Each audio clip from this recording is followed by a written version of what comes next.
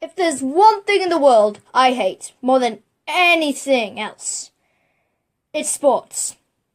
That's why I draw cartoons in the dark instead of going outside and trying to get 8-pack abs.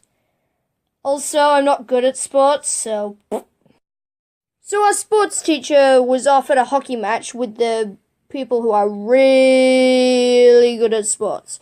And we had a different teacher, and we were going to do cross country. Yay. And how long was the cross country, you might ask? 5 kilometers. You know, once I did a 12-kilometer walk, and I was crying at the end of it. So this totally wasn't going to be embarrassing or hard. So that was a hill/mountain, and our school was at the bottom of it. So we had to run up the mountain, all the way up, touch this memorial monument, and run all the way back down. It was also lightly raining, so that totally wouldn't be a problem. So we warmed up and started the run.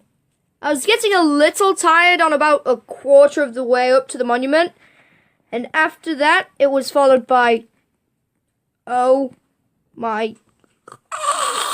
Okay, so it wasn't that bad, but my asthma started to kick in as soon as I got out of breath. It got real ugly, real bad, real quick. And the chances are yes you, don't know what having asthma is like. You can only breathe out of a little part of your throat. You can't even speak properly. It's horrible. The teacher came up to me and asked, "Hey, are you okay?"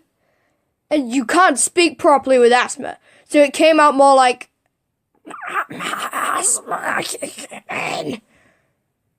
Excuse me? I had to try and tell him.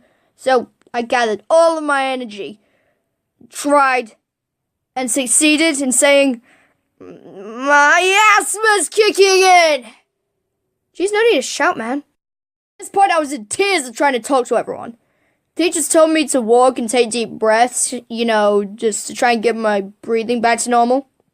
I mean, before the asthma, I was 3rd or 4th to last. But after they told me to walk, I was at the very, very back. Even the mega nerds were in front of me. I walked until about halfway, and it eventually went away. Finally, I felt like I was full of energy. I could run again, and I would run again. I could and would run faster than Sonic the Flipping Hedgehog. That lasted for about 5 minutes. Then guess what happened next? That's right, it happened a flipping again. This time, a teacher with an inhaler stayed with me this time. I walked until about 7/8 of the way to the monument. I was about 2 minutes of the way to the monument when the last batch of people crossed me, and the teacher told me to turn back around and start running back. Oh, come on, it's right there. Please, let me slap the flipping rock. I mean, now that I think about it, I probably should have been overjoyed because it's less exercise for me. People passed me. They said stuff like, "Stop slowing down," or "You can do better than that." I wanted to scream in their faces, "I have asthma, you dingus, and I don't have my inhaler, so do you want me to die?" But I couldn't because of obvious reasons. Believe me or not, there was one person who actually understood me. But instead of being really nice to me, this was probably one of the most annoying things anyone has ever said to me. He said, "Well, I have asthma and I'm fine, so get moving." First of all, what a jerk. It's not my fault. I hate it when people do that. I bet he doesn't even have asthma. You don't know how it feels. You don't know the torture I went through. And even if you did have asthma, just because you have it doesn't mean it's kicking in at that very moment. So, if you're watching, don't be such a dick. So I ran a bit back down the hill, and then I had to walk for a bit. Then I reached the final chunk of path to tread. At this point, everyone had finished. The teacher stopped me and told me to try and run for the last bit, but they said it like, "Alright, you're gonna run for the last bit. Is that okay?" Okay. I don't want an okay. I want a Yankee Doodle. What? First of all, why did you want me to say that? How do you expect me to say that? And why are you treating me like a child?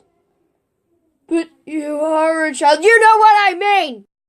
When I finally got to the end, there was a bunch of kids waiting to clap me onto the finish and make me feel like a failure in the process. And they did.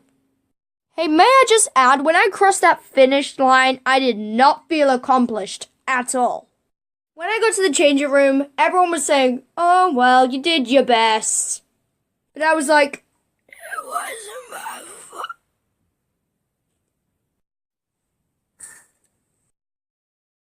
It wasn't my fault!